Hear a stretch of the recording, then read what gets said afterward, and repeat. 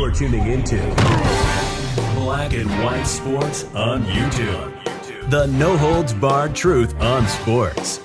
The main event starts now. All right, Black and White Sports supporters, we're going to talk about Caleb Williams. As we know, a lot of these mainstream media pundits out there, of course, has Caleb Williams as being a brave, stunning, and courageous draft prospect. The most sought-after draft prospect since, I dare say, Andrew Luck. They're just skipping Trevor Lawrence, although I do believe the jury's still out on Trevor Lawrence. But at least since Andrew Luck, and some are saying all the way back to Peyton Manning, the best draft prospect to come out. Now, he's drawn comparisons to Patrick Mahomes, a guy that I respect a hell of a lot, Merrill Hodge, that, of course, was part of that NFL matchup show with Greg Cosell for years, doing a great job of breaking down film. Well, he came out the other day and said he's only halfway through Caleb Williams' tape, but it's not great. It's not generational. He's not special. That's exactly a quote from Merrill Hodge. And he made one thing really clear, and he said it multiple times. He is not Patrick Mahomes.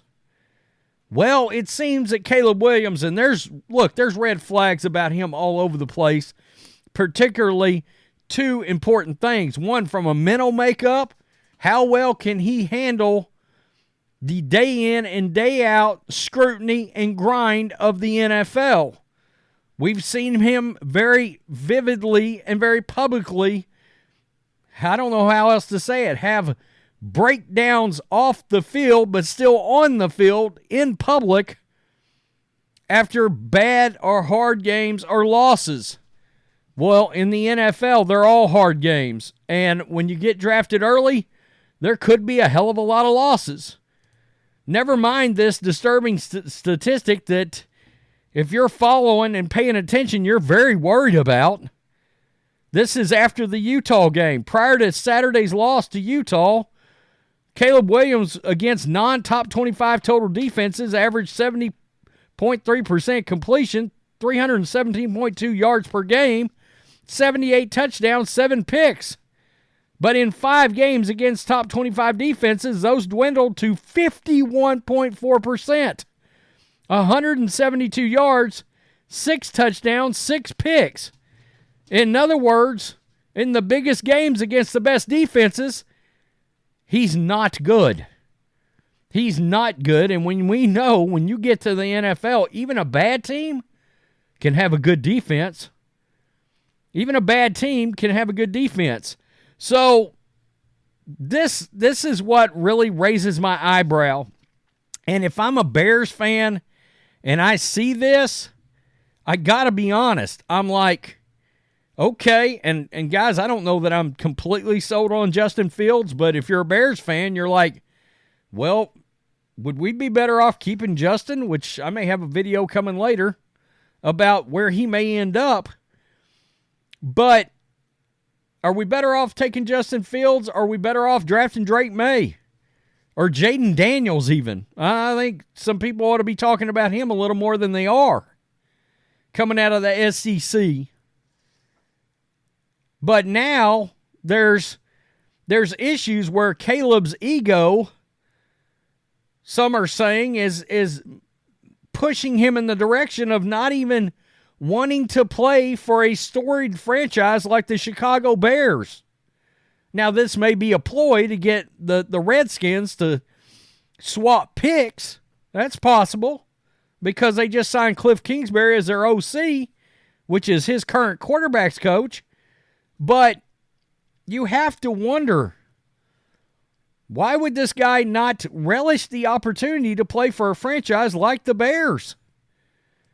There's more and more red flags with this guy. And if I was an NFL team, I would be so concerned to draft this guy.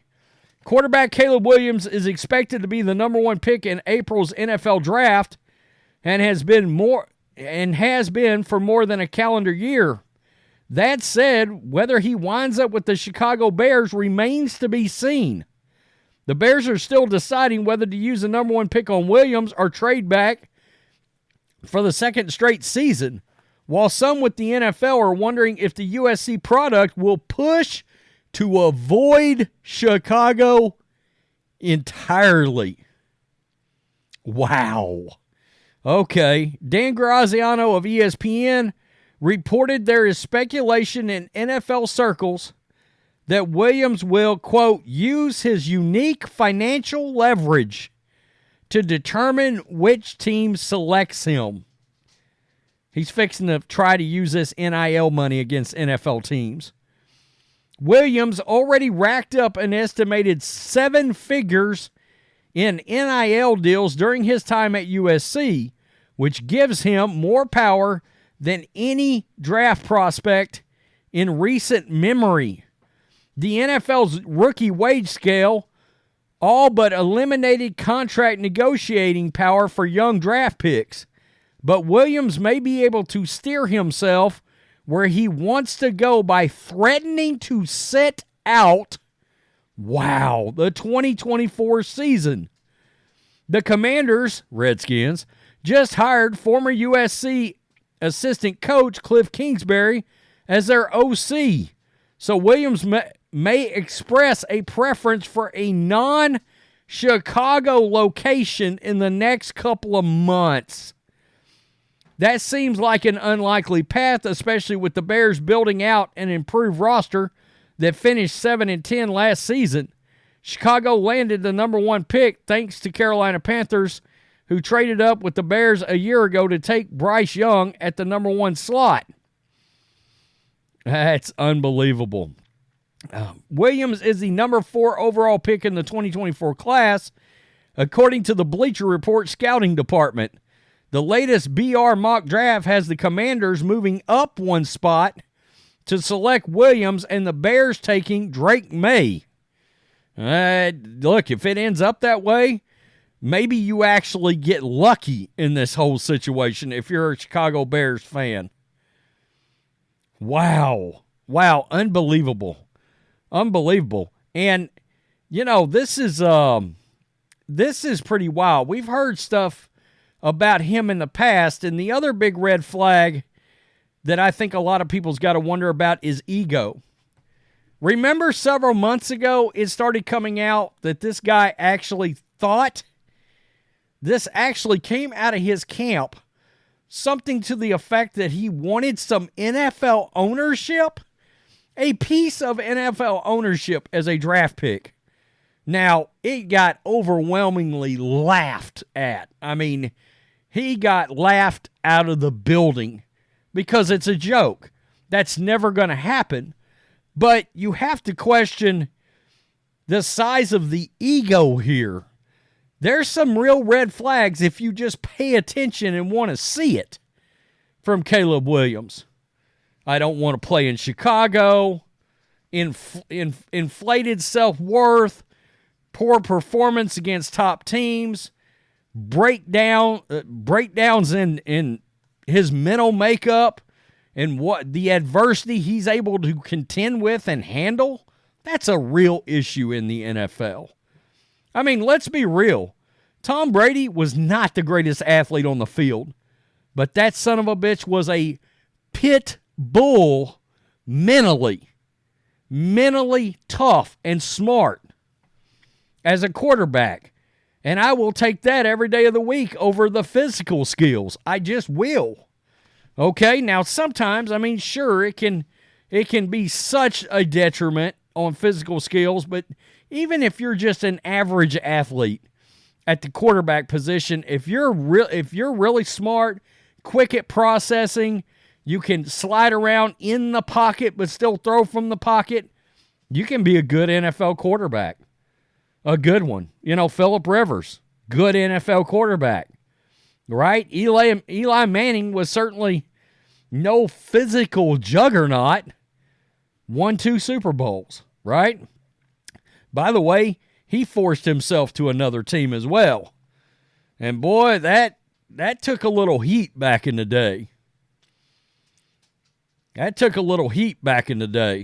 So I got to tell you, if I'm a Bears fan, Caleb Williams, you're too good to play for the Bears.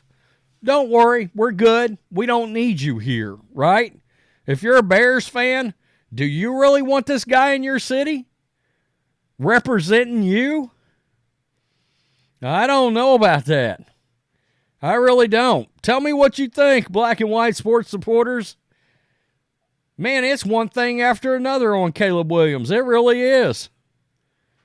Again, Jaden Daniels.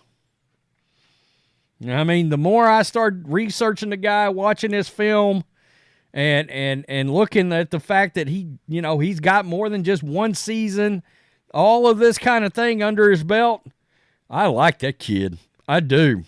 Tell me what you think. Peace. I'm out. Till next time. Thanks for watching the show. Be sure to like, comment, and subscribe. Be sure to tune in next time on Black and White Sports.